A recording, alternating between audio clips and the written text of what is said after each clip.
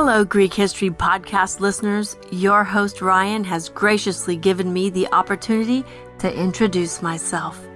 I'm Janell Rhiannon, creator of the Greek Mythology Retold podcast and author of the Homeric Chronicles series. Like Ryan, my passion is anything ancient Greek related. My current project focuses on the exploration and development of Trojan War-era mythological characters, with the primary focus on giving voice to the heroines alongside the heroes. My first 3 podcasts set up a chronological outline of the years leading up to the war in a way you've never heard before. The next several episodes are grouped as the Wonder Women of Greek mythology, where I share what I've developed for characters like Clytemnestra, Leda, Hecuba, and Penelope, with more to come. Check my episodes out at Greek Mythology Retold, available on all major podcast platforms.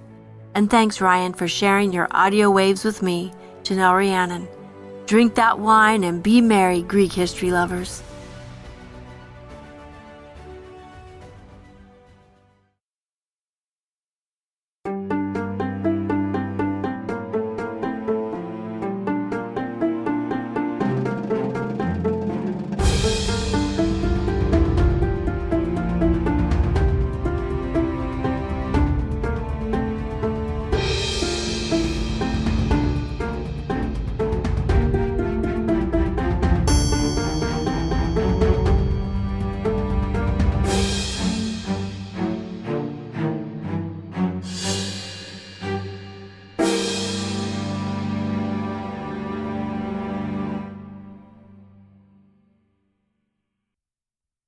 Hello, I'm Ryan Stitt, and welcome back to the History of Ancient Greece, Episode 84, Pluralists and Other Physiologoi. On the last episode, we discussed the main philosophical doctrines of the Eleatics of the 5th century BC. They evolved in opposition to the theories of the early Milesian monists of the 6th century BC, who explained all of existence in terms of one primary matter, as well as to Heraclitus, who declared that all existence may be summed up by perpetual change. The Eleatics, on the other hand, maintain that the true explanation of things lies in the conception of a universal unity of being. According to their doctrine, the senses cannot truly discern this unity, because their reports are inconsistent, and so it is by thought alone that we can pass beyond the false appearances of our senses and arrive at the knowledge of being, or the fundamental truth that all is one. Then we discussed one response to this by the so-called atomists, Leucippus and Democritus. Another response would come from the Pluralist School of philosophy, who received this name because their adherents rejected the idea that the diversity of nature can be reduced to a single principle, which is what the Ionian monists posited. The Pluralists also attempted to reconcile Parmenides' rejection of change with the apparently changing world of sensual experience. The Pluralist school consisted of its founder Anaxagoras, his pupil Archelaus, and Empedocles. Anaxagoras was born in Clazomenae in 510 BC, at a time when Asia Minor was under the control of the Persian Empire. He had served in the Persian army and may even have been a member of the Persian regiments that entered mainland Greece during the Greco-Persian Wars. Though this remains uncertain, it would certainly explain why he came to Athens around the time of the Battle of Salamis in 480 BC, and he would remain there for the next 30 years. As the most notable philosopher in Athens until Socrates, he is credited with being the first to transfer the philosophy and the spirit of scientific inquiry from Ionia to Athens, and it was in Athens where he became associated with Pericles, who learned to love and admire him. Under Anaxagoras' influence, it's likely not a coincidence that Pericles helped to develop Athens into a center for philosophical speculation and other cultural activities.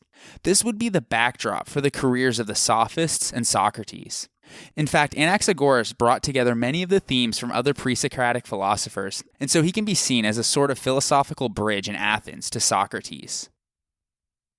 Anaxagoras wrote a single book on his philosophical musings, but only fragments of the first part have survived, through preservation in the work of Simplicius, who was one of the last Neoplatonists of the 6th century AD, and who wrote extensive commentaries on the works of Aristotle. In addition, his works have preserved much information about earlier philosophers, which would have otherwise been lost. So thanks to Simplicius, we know quite a bit about Anaxagoras. We also get mentions of Anaxagoras in the works of Plato and Aristotle.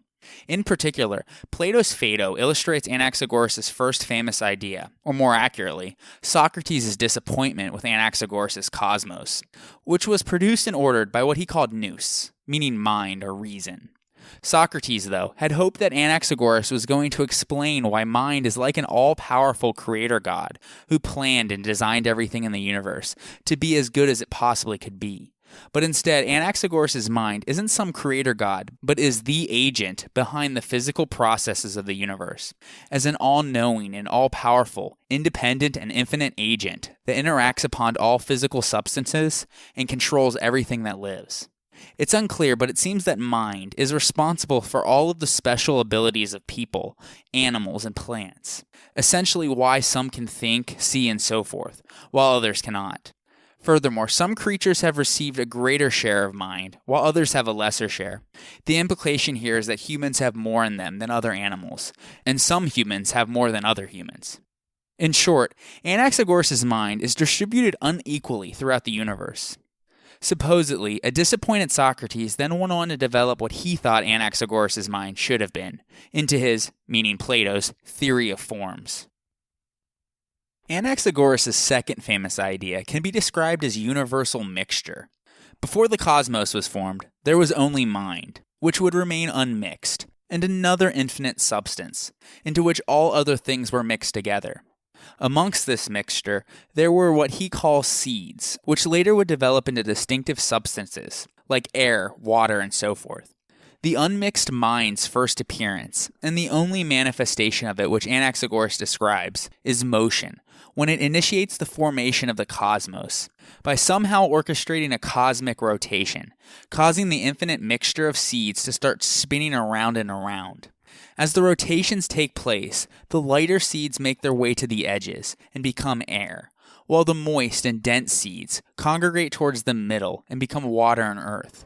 At some point, some of the earth-like seeds spin out of the center and become the heavenly bodies, like the sun and the moon, that burn with heat.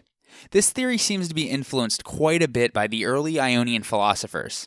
In particular, Anaximenes believed that dense bodies collect in the middle of the cosmos, whereas air and fire are rarefied, and thus are lighter. It seems then that Anaxagoras has combined Anaximenes' theory with Xenophanes' god, who just by thinking shapes all things, plus adding in his own unique ideas. However, even though the seeds are separated out, nothing apart from mind is ever completely separated, as the original intermixture of things is never wholly overcome. As he puts it, everything is in everything. This relates to Anaxagoras' belief that all things existed in some way from the beginning.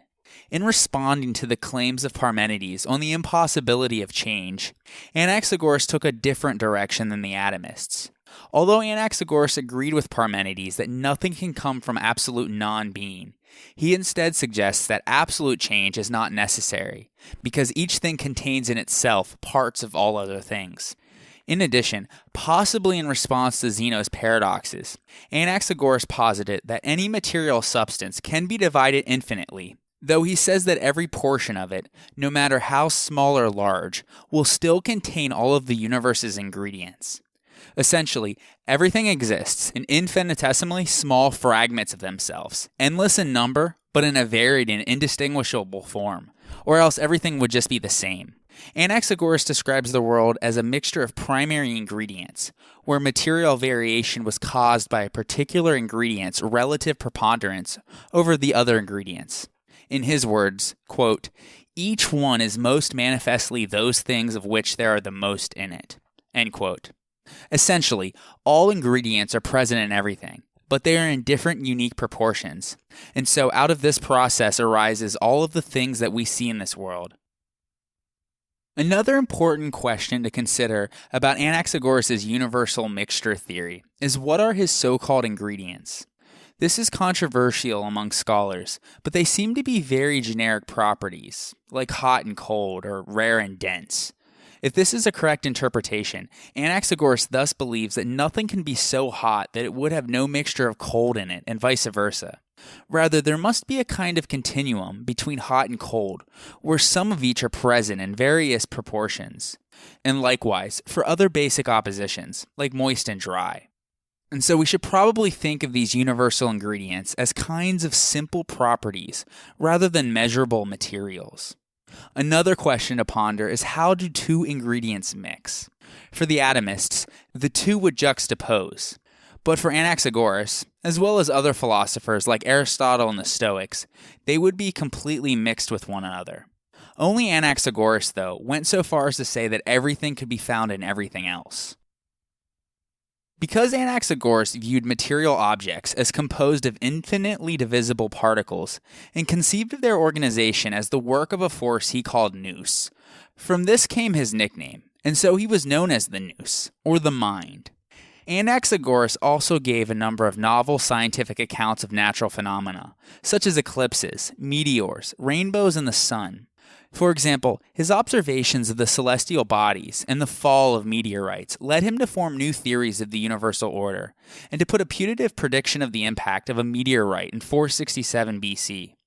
He was both famous and notorious for his scientific theories, including the claims that the sun was not a deity, but rather a white-hot, fiery mass of stone, a little larger than the Peloponnese, and that the heavenly bodies, such as the stars, were masses of stone torn from the earth and ignited by rapid rotation. He believed that the moon, because it is made of earth and has plains and ravines on it, has no light of its own, but takes it from the sun. He thought that the rainbow is a reflection of the sun, possibly taking a guess at refraction. He also was the first to give a correct explanation of eclipses, saying that eclipses of the moon occur because it is screened by the earth, and those of the sun occur because of screening by the moon. At the same time, he thought that the earth was flat, floating with support by strong air underneath it, and disturbances in this air sometimes caused earthquakes. According to Diogenes Laertius, in his later life, all of his unique views on the universe caused him to be prosecuted for impiety by Cleon around 450 BC. Unfortunately, we don't know much about the trial, just that his close friend Pericles spoke in his defense to the jury. The charges may have been political, though, owing to his association with Pericles, if they were not outright fabricated by later ancient biographers, because the political enemies of Pericles had often sought to undermine his position throughout that following decade by bringing his known associates to trial. Then again, his theories of the cosmic mind is not at all like traditional Greek religious thought, so he may have actually been accused of impiety. Plutarch relays a different account, though, saying that Pericles had sent his former tutor out of Athens for his own safety, after the Athenians began to blame him for the First Peloponnesian War, which we discussed in episode 42. Regardless of how, Anaxagoras was forced to retire from Athens to Lampsacus in the Troad, where he died in 428 BC. The citizens of Lampsacus so revered Anaxagoras that they erected an altar to Mind and Truth in his memory, and would observe the anniversary of his death for many years to come. Empedocles was a slightly younger contemporary to Anaxagoras.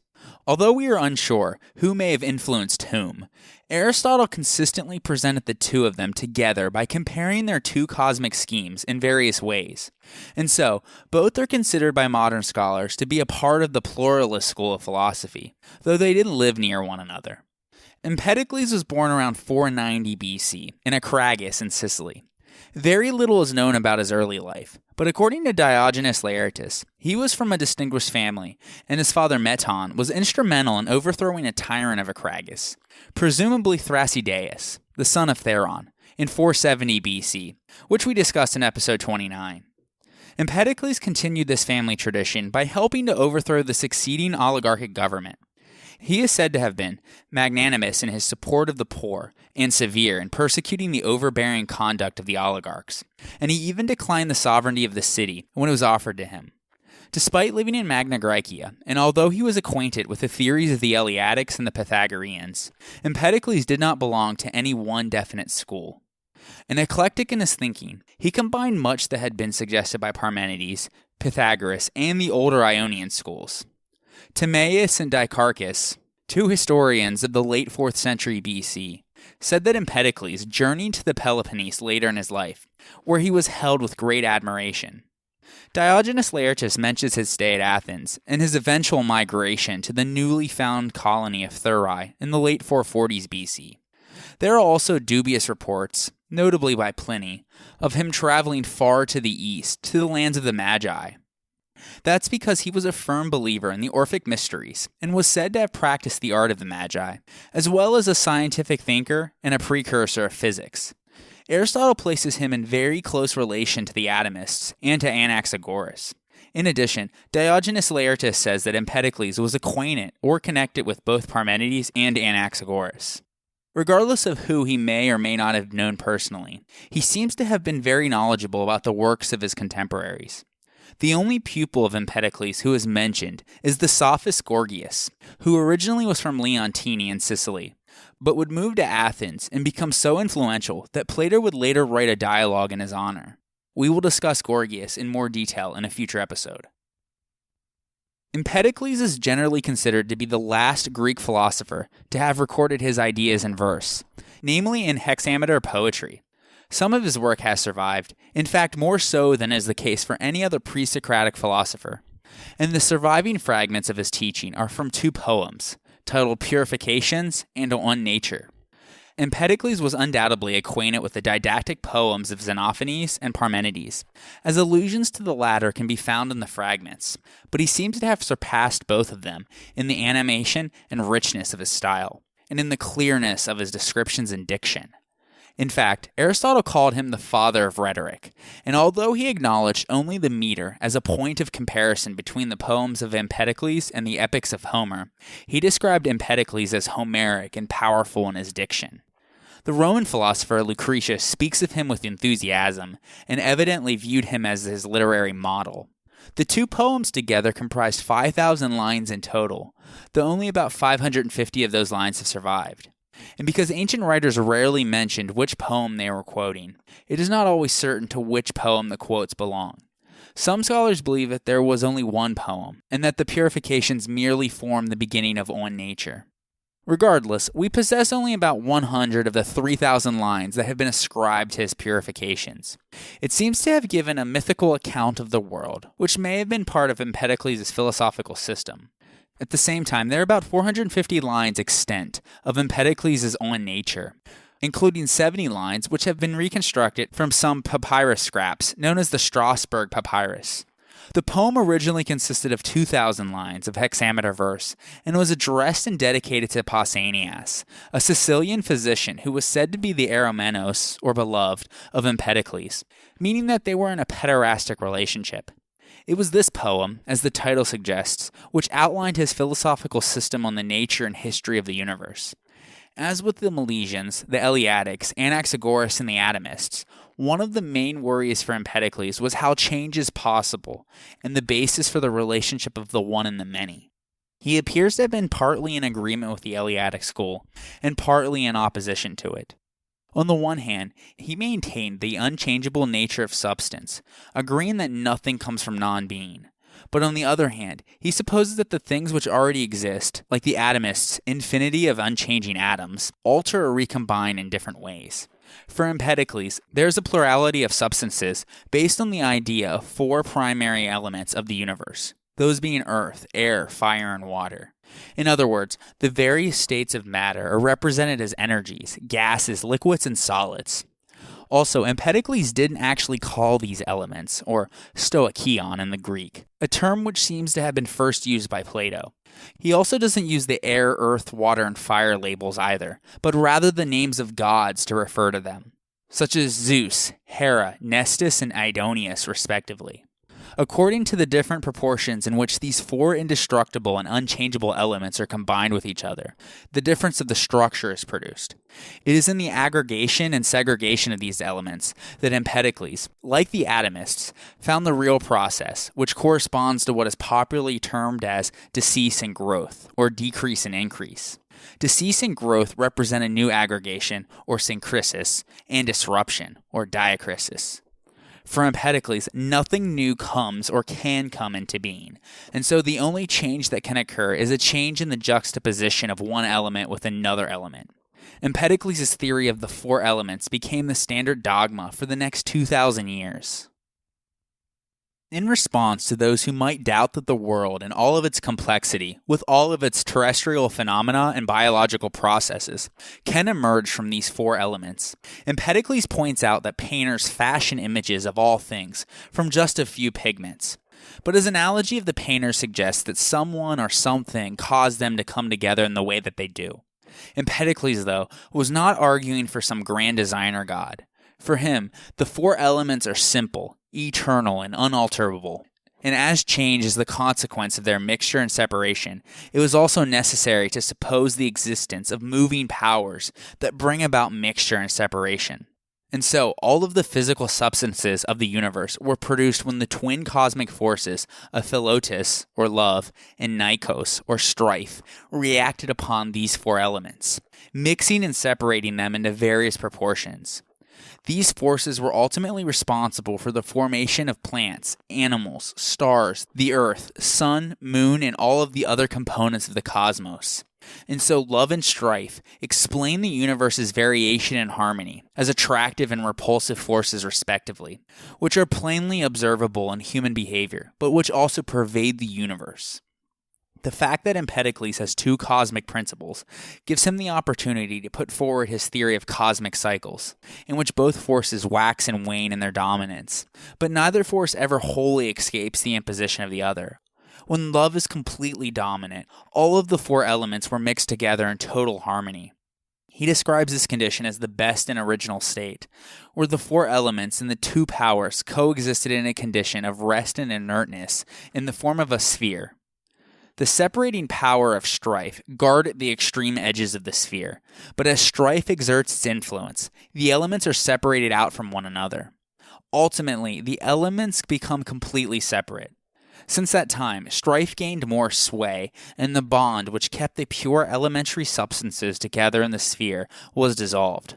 The elements became the natural phenomena that we see today, full of contrasts and oppositions, operated on by both love and strife. Empedocles assumed a cyclical universe whereby the elements return and prepare the formation of the sphere for the next period of the universe. When dominated totally by love or strife, there are no people, animals, or plants. Empedocles thus seems to think that the current order in the cosmos shows that love is still exerting significant influence. As part of his cosmological philosophy, Empedocles also dealt with the first origin of plants and animals, and with the physiology of humans. As relayed by Simplicius in his On the Heavens and Alien in his On Animals, Empedocles posited that animals emerged in stages. As the elements entered into combinations, there appeared strange results: heads without necks, arms without shoulders, and so forth. So at first, animals didn't emerge in whole, but only individual limbs and organs. Then, as these fragmentary structures met, there arose more complex creatures, such as those with horned heads on human bodies, bodies of oxen with human heads, figures of double sex, and so forth. Aristotle quotes Empedocles' example of an ox with the face of a man. But most of these products of natural forces disappeared as suddenly as they arose. Maintaining that these combinations were randomly produced, Empedocles conjectured that these monstrous forms had perished through their failure to adapt. Only in those rare cases where the parts were found to be adapted to each other did the complex structures last. And so the organic universe sprang from spontaneous aggregations that suited each other, as if this had been intended. Soon, various influences reduced creatures of double sex to male and female, and the world was replenished with organic life. It is possible to see in this theory an anticipation of Darwin's theory of natural selection, although Empedocles was not trying to explain evolution, because he didn't purport the idea that species carry on inherited features that were selected to make them more likely to survive. Reproduction for him only comes in the fourth and final stage when those suitable animals, mainly the ones we have now, had been produced. So fitness for survival is what made reproduction possible, not the other way around. Empedocles also describes theories on perception and knowledge. He is credited with the first comprehensive theory of light and vision, as he put forward the idea that we see objects because of light streams out of our eyes. While physiologically flawed, this became the fundamental basis upon which later Greek philosophers and mathematicians, like Euclid, would construct some of the most important theories of light, vision, and optics in the ancient world. According to various fragments of Aristotle, Empedocles believed that knowledge can be explained by the principle that the four elements in the things outside of us are perceived by the corresponding elements in ourselves. In other words, like is known by like. Empedocles also attempted to explain certain natural biological phenomena. For example, in a fragment of Aristotle's treatise titled On Respiration, Empedocles attempted to explain the phenomena of respiration by means of an elaborate analogy with the clepsydra, an ancient device for conveying liquids from one vessel to another. This fragment has sometimes been connected to a passage in Aristotle's Physics, where he refers to people who twisted wineskins and captured air in clepsydras in order to demonstrate that void does not exist. There is, however, no evidence that Empedocles performed any experiment with clepsydras. Regardless, the fragment certainly implies that Empedocles knew about the physical nature of air, but he says nothing whatsoever about the void. The clepsydra was a common utensil, and everyone who used it must have known, in some sense, that the invisible air could resist liquid. Still, though, in discussing respiration, Empedocles said that the whole body is full of pores, meaning that respiration takes place over our whole frame, and not just the respiratory system. In the sensory organs, these pores are especially adapted to receive the effluences, which are continually rising from the bodies all around us. For Empedocles, this is how perception occurs. For example, certain particles go forth from the eye in order to meet similar particles given forth from the object, and the resultant contact constitutes vision. Perception is not merely a passive reflection of external objects, but an active phenomenon. According to Sextus Empiricus, a philosopher of the 2nd century AD, Empedocles noted the limitation and narrowness of human perceptions by saying that we see only a part, but believe that we have grasped the whole. But the senses cannot lead to truth, as thought and reflection must look at something from every side. It is the business of a philosopher, then, while laying bare the fundamental difference of elements, to show the true identity of that which exists between what seem to be unconnected parts of the universe. Empedocles also had a mystical side, as he claimed to have miraculous powers, including the destruction of evil, the curing of old age, and the controlling of wind and rain. His brilliant oratory, his penetrating knowledge of nature, and the reputation of his marvelous powers, which included the curing of diseases, the averting of epidemics, the curing of one city from the plague, and the raising of a woman from the dead, all produced many myths and stories surrounding his name, not unlike Pythagoras. His mysticism was also aided by the way he looked, as he was said to have had long flowing hair, crowned with wreaths, and wore a purple robe and distinctive bronze-soled sandals. His proximity to southern Italy, where Pythagoreanism was flourishing in the 5th century BC, helps to explain the Pythagorean influence in some of his ideas, including his vegetarianism and his belief in the transmigration of souls.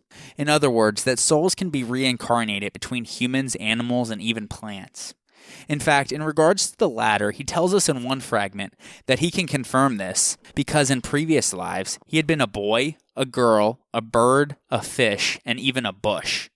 He was a vegetarian and advocated vegetarianism, since the bodies of animals are the dwelling places of punished souls. In a chilling scene in another fragment, he describes a father who brutally slays his child, despite his screams. The idea being that the son had previously died and has been reincarnated as an animal that is being sacrificed on the altar.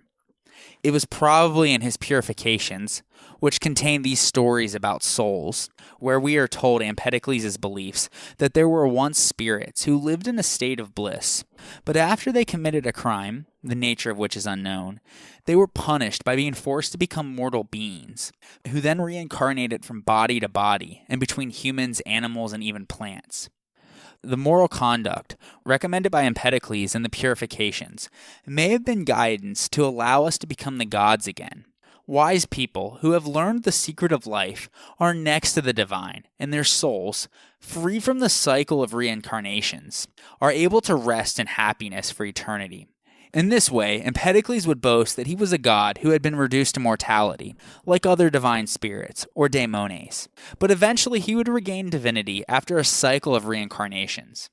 Because of his supposed miraculous powers, he was worshipped as a god by the people who begged him to bestow prophecy and healing upon them. It's only fitting then that Empedocles' death was mythologized by ancient writers, and thus has been the subject of a number of literary treatments. According to Aristotle, he died at the age of 60, around 430 BC, even though other writers have him living up to the age of 109. One tradition, which is traced to the 4th century BC philosopher and astronomer, Heraclides Ponticus, represented him as having been removed mysteriously from the earth, whereas Diogenes Laertius had him perishing by throwing himself into the flames of Mount Etna in Sicily in order for his body to vanish without a trace, and thus prove that he had become an immortal god.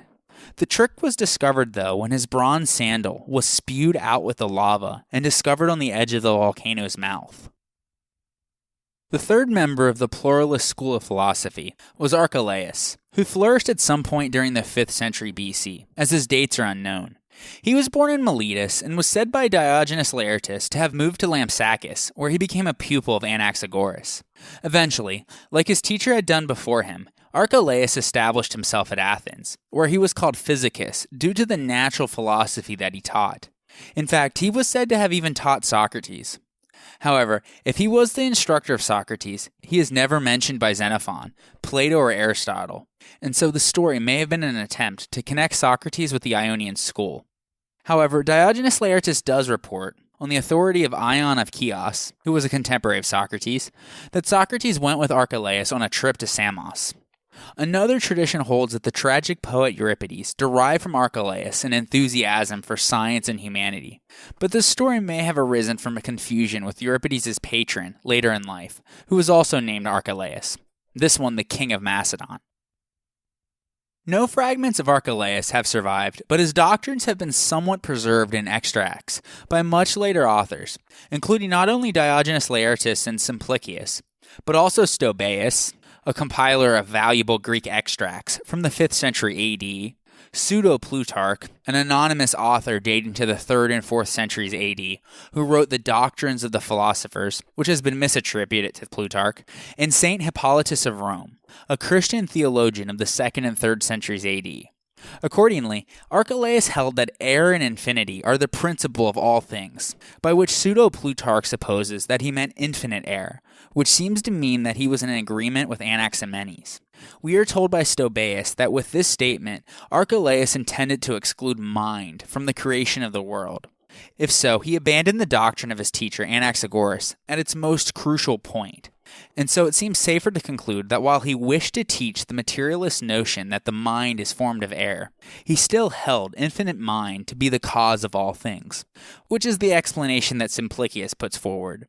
For Archelaus, the cosmos began with primitive matter, which can be identified with air mingled with mind. And by a process of thickening and thinning, there arose cold and warmth, or water and fire, one of which is passive and the other active. And so Archelaus deduced the principle of motion from the opposition of heat and cold, caused by the will of the material mind. This opposition separated fire and water, and produced a slimy mass of earth.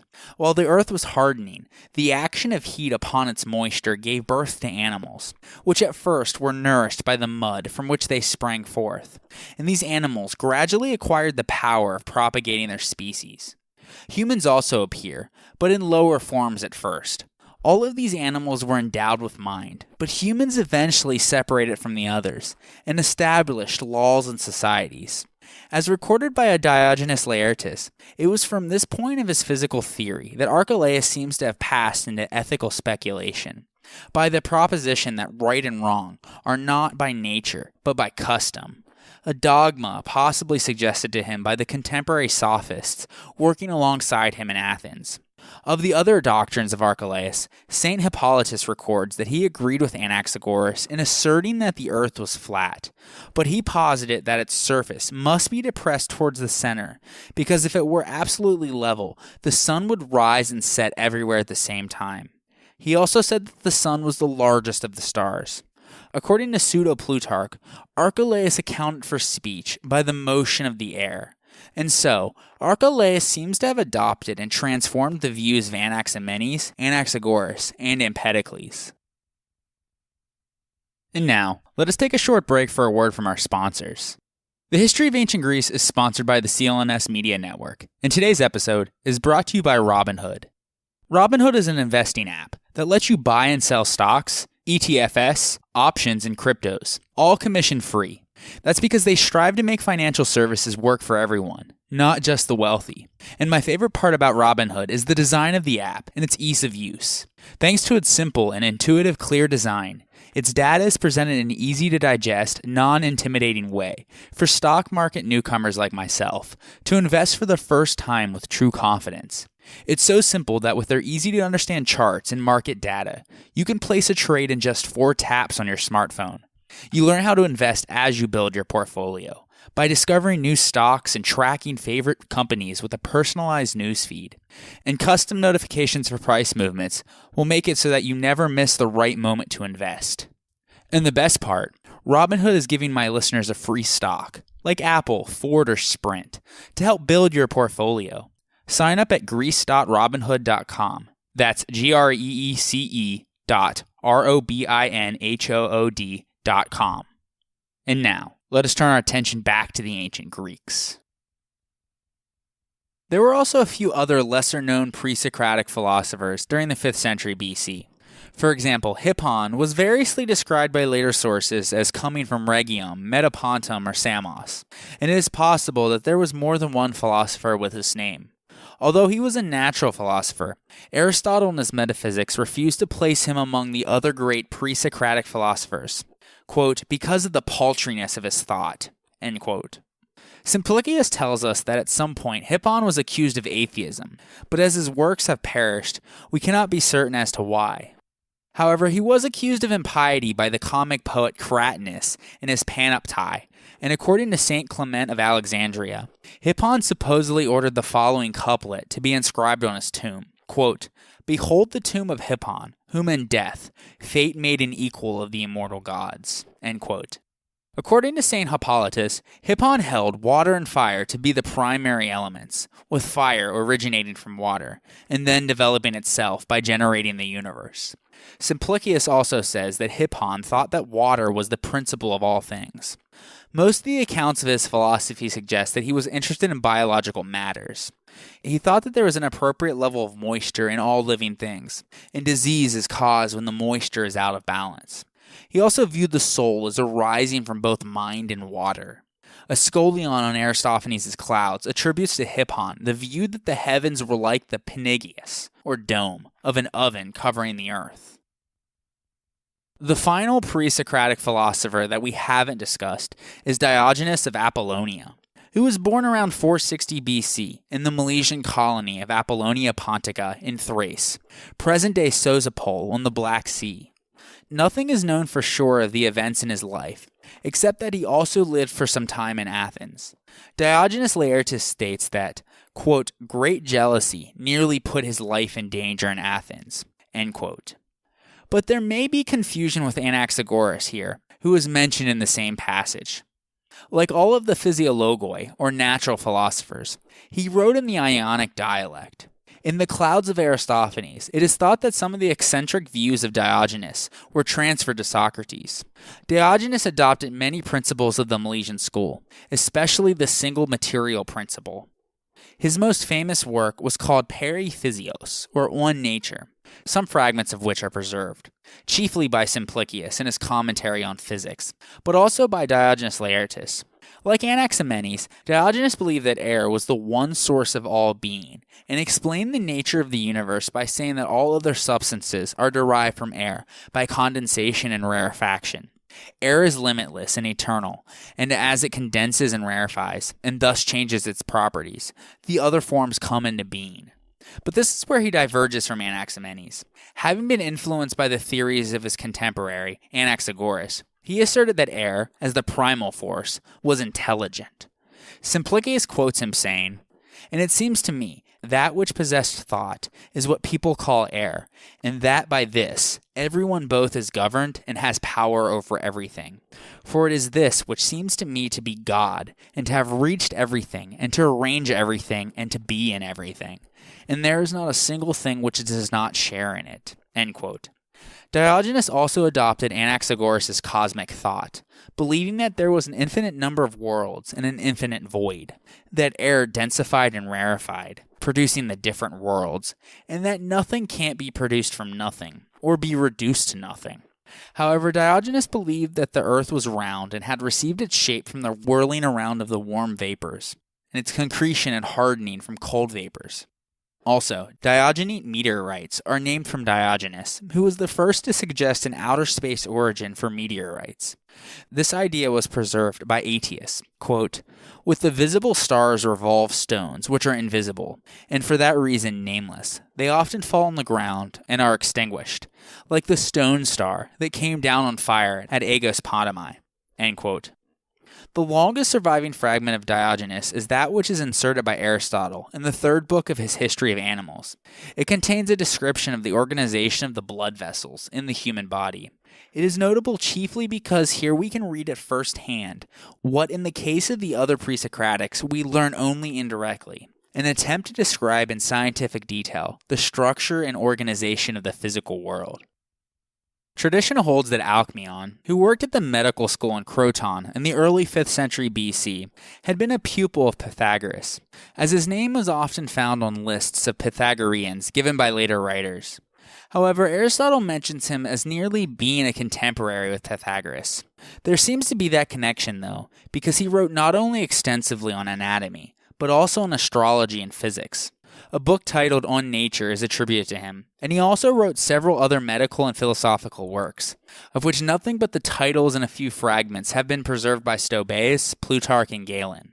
All of his doctrines, though, which have come down to us, that relate to physics or medicine, seem to have arisen partly out of the speculations of the Ionian school, rather than the Pythagorean, which is largely why the scholarly consensus now tends to agree with Aristotle and contends that Alcmeon is a figure independent of the Pythagoreans. Unfortunately, like most pre-Socratics, we are left with just fragments of what he actually wrote. Because of the very little evidence, though, there exists controversy to what extent Alcmeon can be considered as a pre-Socratic cosmologist, or if at all. Still, though, he has been referred to by scholars as a thinker of considerable originality, and a likely pioneer for his time, as one of the most eminent natural philosophers and medical theorists of antiquity. But again, due to the paucity of evidence, his contributions are often overlooked and marginalized when it comes to Hippocrates, a younger contemporary of his, who we discussed in episode 78. During Alcmeon's time, the medical school at Croton was regarded as the most famous, and illnesses were studied there in a scientific and experimental manner. Alcmeon was also the first to dwell on the internal causes of illnesses. It was he who first suggested that health was a state of equilibrium between opposing humors, and that illnesses were because of problems in environment, nutrition, and lifestyle.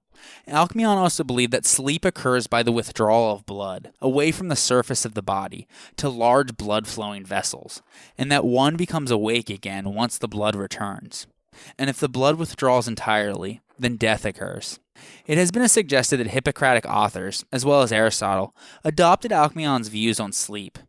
There are also accounts of him about embryology, or how a child develops, and analogies with humans and plants about human physiology. Alcmeon was considered by many to be an early pioneer and advocate of anatomical dissection, and was said to be the first to identify the Eustachian tube, or the auditory tube that is the part of the middle ear. His celebrated discoveries in the field of dissection were noted in antiquity, but his knowledge in this branch of science were probably derived from the dissection of animals, not humans, as it was considered taboo for the Greeks. Chalcidius was a 4th century AD philosopher, and possibly a Christian, who translated the first part of Plato's Timaeus from Greek into Latin. His translation was the only extensive text of Plato known to scholars in the Latin West for approximately 800 years, and his extensive commentary also contained useful accounts of Greek astronomical knowledge. In it, he also praises Alcmeon about his work on the nature of the eye, mentioning anecdotally that he excised an animal eye in order to study the optic nerve. However, there was no other corroborating evidence that Alcmeon himself dissected an eye, or even an animal's skull. Based on this observation, though, Alcmeon supposedly, rudimentarily described the senses, except for the touch sense. These observations contribute to the study of medicine by establishing the connection between the brain and the sense organs, and outline the paths of the optic nerves, as well as stating that the brain is the organ of the mind. Many scholars believe that Plato referred to Alcmeon's work when writing in his Phaedo about the senses and how we, or animals, think. He also stated that the eye contains both fire and water, with vision occurring once something is seen and reflected by the gleaming and translucent part of the eye. On the next episode, we will shift our focus from the cosmological and biological to the geometrical and, by extension, the astronomical, by taking a look at the lives and works of some of the earliest mathematicians, the Pythagoreans. So join me next time on the History of Ancient Greece, Episode 85, Early Pythagoreans.